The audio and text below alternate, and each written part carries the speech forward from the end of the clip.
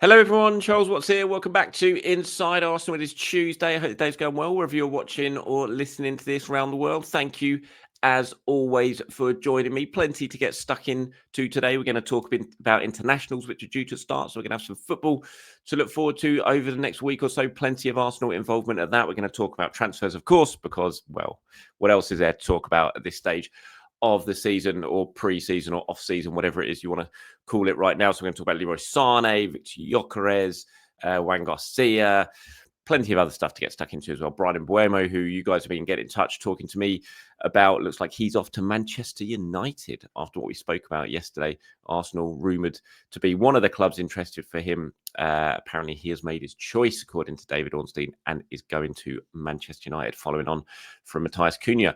Of course, so plenty to get stuck into. Before we go into all the transfer stuff, just in terms of the internationals, they are due to start over the next couple of days, starting on Thursday. Plenty of Arsenal involvement. So this is what you've got to keep your eyes on over the next week or so. So David Raya and Marino kicking things off for Spain against France. No William Saliba, of course, in this Nations League, this round of fixtures for Nations Leagues because of the injury he has picked up. Then you've got Gabriel Martinelli under Carlo Ancelotti for the first time. He linked up with the squad yesterday. He's in action on Friday in a World Cup qualifier against Ecuador. Then you've got Martin Odegaard against Italy. No Ricardo Calafiori in that because of his injury, of course. Kieran Tierney, still technically an Arsenal player, in action for Scotland. Leandro Trossard for Belgium.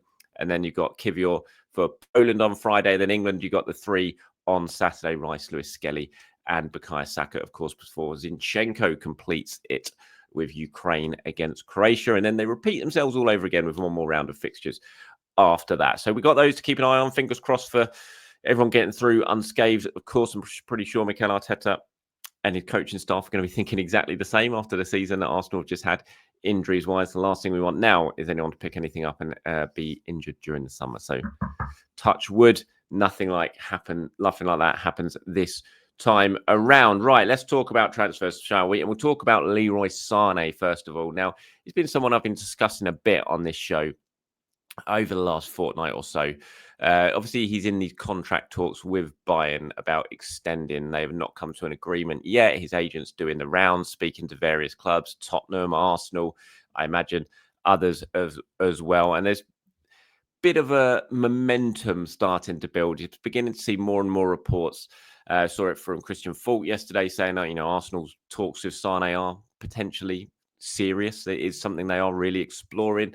Had the Athletic, James and David, reporting kind of the same, that it's something that is being discussed at Arsenal. Now, obviously, when a player like this is on the market as a potential free transfer, his agent's doing what his agents need to do, and that is to put the feelers out and see who's interested. So there's no surprise that you're talking to Arsenal, a club who we know needs a winger. Leroy Sane can play on the left, he can play on the right. He's worked with Mikel Arteta before, so it's understandable that there is talks going on. I have to say, and this is just my personal opinion on this, I would be very...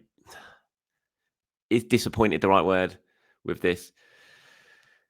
I think it probably would be the right word to describe it. I would be disappointed. I think Leroy Sane is a great player. I think he's been a great player. He's caused Arsenal many problems over the years. First for Man City, caused Arsenal a lot of problems in the game with Bayern Munich 2 years ago in the Champions League. But I look at Sane, I look at his age, I look at how much football he's played over the years. I look at the wages it would probably take to get this deal done for Arsenal. And there's just a lot of red flags there for me in a window where I was really looking at Arsenal properly strengthening, bringing some really excitement to the squad in an attacking sense. If it ends up being Leroy Sane as the new winger, I would find it very hard not to be underwhelmed and disappointed with that, given the players who are potentially on the market, who you could show a bit more intent to go and sign. Now, I'm not going to, who knows? It could be an absolutely huge success if he arrived. And we're nowhere near that yet, of course. As I said, this is just a case of talks are ongoing with various clubs to see what the lay of the land is before a final decision has been made, whether he stays in Germany, whether he moves abroad again. But it's not one that I think would really genuinely excite me. I get the impression as well that would probably be the sense across the wider fan base. Not everyone, but maybe the majority of the fan base. So I'd love to get your thoughts on it. Leroy Sane. I have been speaking to a lot of the Inside Arsenal members on Patreon, on the Discord channel, on our Patreon, and it feels like that seems to be the consensus from them as well, that it's not really one that would. Again, I trying to pick my words wisely here, but I would get the sense it would be one that there wouldn't be massive excitement levels over. We've just had the Raheem Sterling situation, which has clearly been a difficult one. Again, I'm not saying Sane is Sterling and he would come in and make the similar sort of impacts that Sterling made. None. I still think he's a good player. I still think he's got a lot more to offer than Raheem Sterling does. But there's just a lot of red flags there for me. It would not be the one that I would be hoping for going in to the transfer window. So we'll wait and see what happens with these talks, whether they progress or not. I still feel like just because he's a Bayern Munich, I still feel like he'll end up signing for Bayern. Just whenever I hear about Bayern Munich players coming to the end of their contracts, talking to other clubs and everything like that, my first sense is always he'll end up re-signing for Bayern. So we'll wait and see how it progresses. But yeah, it certainly wouldn't be the winger signing that I would have gone into this window hoping to see Arsenal make. Put it that way. From one winger to another. Bryan Mbeumo, who we were talking about yesterday on the show, as a player who Arsenal were said to be interested in. Not one that I heard myself, but I'm absolutely not going to challenge some of the other reporters who've been saying that Arsenal were very much interested in Mbeumo, but he's going to Man United. By the looks of it, he's chosen Manchester United, following on from Matthias Cunha. Two really good signings for United, by the way. Fair play to them. Not quite sure where they how they fund it all in terms of PSR and everything like that, given there's no European football on offer, given the wage bill, everything like that. But they're finding the money from somewhere. Bruno's rejected the move to Saudi Arabia by all accounts as well. So they're not going to be getting that sort of 80 million or 100 million, whatever it was going to be for him. But I've had lots of questions, because what I was talking about yesterday about Bryan Mbeumo, when I was saying I just didn't feel that it was the biggest necessity for Arsenal, because I don't believe they're going to sign two wingers. And this is where I think a lot of people have sort of misinterpreted my words yesterday. I would love him at Arsenal. I think he's a fantastic player. And if Arsenal went out and signed him, I would not be bothered about the fact that they've got him and he plays in a similar position to Bukayo Saka. Absolutely fine. My issue my worry is that I don't think Arsenal would sign two wingers. So if you're going out and signing an out and out right, I just don't think the necessity is as much for that position as it is for signing a left winger. That's kind of what I was saying. And so my fear, if Arsenal had indeed followed up their interest and moved to Mbeumo and brought him in, was that would be the only winger signing they would make. And then I would be concerned, because I just feel, Saka is going to play. I'm not, and that's not me saying that he should play every single game. Of course he shouldn't. It'd be fantastic if we lived in a world where we could sign a right winger and a left winger and a striker, but I just don't think that's what Arsenal are going to do today. So that's what I was trying to say. And there's lots of you, I just put up a couple of comments here, lots of you sort of replying in the same way that Cat Like and Stephen have here said about sort of disagreeing with my taking in Mbeumo. Cat Like says, we've overplayed Saka for several years now, leading to serious injury that required surgery and had him out for 3 months. We can't continue to do this. And I get that, I do. But I do think that Ethan can play there. And I'm just looking at it purely at this summer transfer dealings. And I just don't think that Arsenal signed two wingers. And if they're going to only sign one winger, I think that winger has to predominantly be a left winger rather than a right winger, because Arsenal have Saka on the right. And I don't look at that and think Arsenal need to improve on Bukayo Saka. But I do think they need to potentially improve on the left-hand side. And that's why I would be prioritising a left winger rather than a right winger. And that's what I was trying to say yesterday. I wasn't saying that I wouldn't want Mbeumo at all. Of course I would. I think he's a fantastic player. And it would be brilliant if he could share the load with Bukayo Saka. But I'm just trying to be realistic in terms of what I'm talking about when I talk about the transfers. Stephen there at the bottom again says, not wanting Mbeumo because we already have Saka and no one can replace Saka is typical Arsenal maths. If we want to win big trophies, we have to behave like a big club. Liverpool transfer moves and PSG subs in the final are a good indicator of how hungry they are. If only we had someone like Mbeumo to push Saka and help with the workload last season. Again, I agree that, but you can't compare Arsenal and PSG's bench. You just can't. They're operating in a completely different world.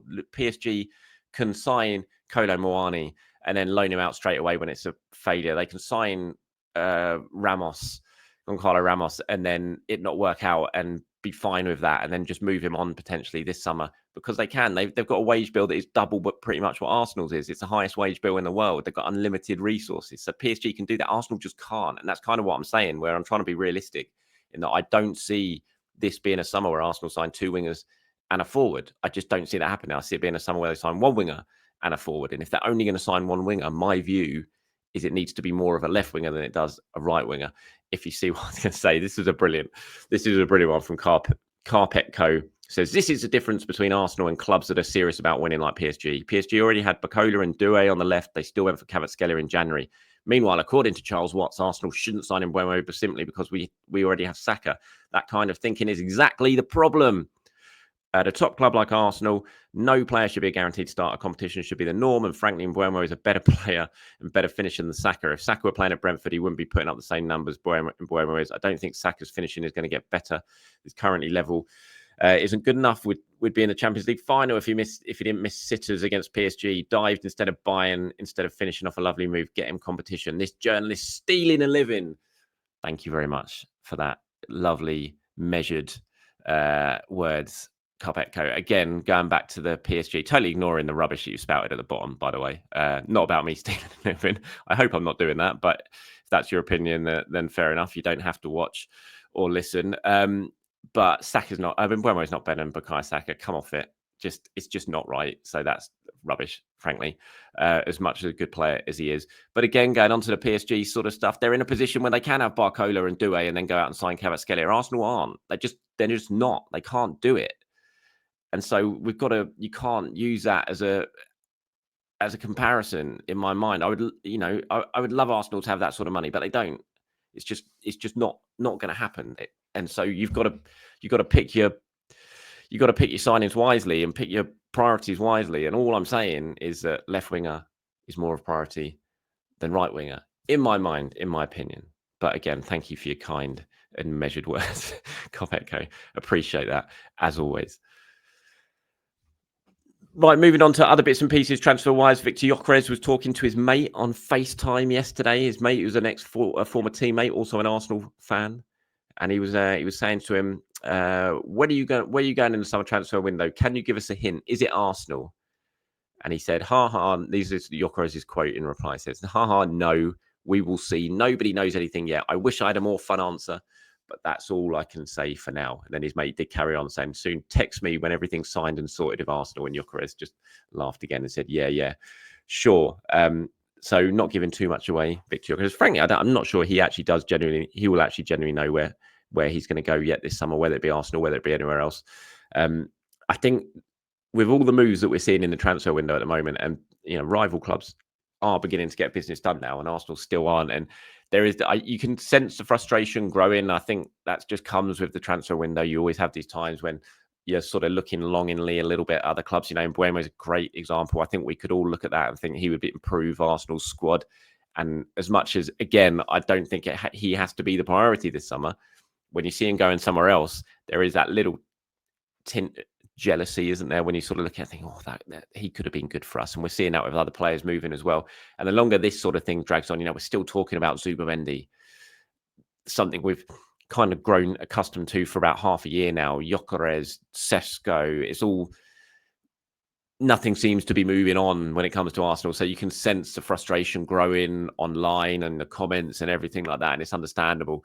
And especially as it doesn't feel like at the moment that anything is really sort of snowballing towards the point where you feel like something's actually going to happen when it comes to Arsenal. And you've got players, long-term targets heading elsewhere. Juan Garcia is another prime example. His move are getting very, very close now, or getting closer anyway. It's advancing, and it's just, I think we all just have to sort of be in that point now where you've got to remain patient, which is a rubbish word to use, especially in the transfer window, because I know there's not that much of it, but it is tough because you do want to see the team strengthening. We've all been waiting for this window to really sort of gear up. We've had to endure a pretty poor window last summer, a window totally unacceptable window in January, really, given the situation, and you just wanted them to hit the ground running now and get this done. But it is still early. I think we do have to try and remember that amid all the frustration, all that sort of stuff, all the deals going elsewhere, it is still early and they've still got their targets. And,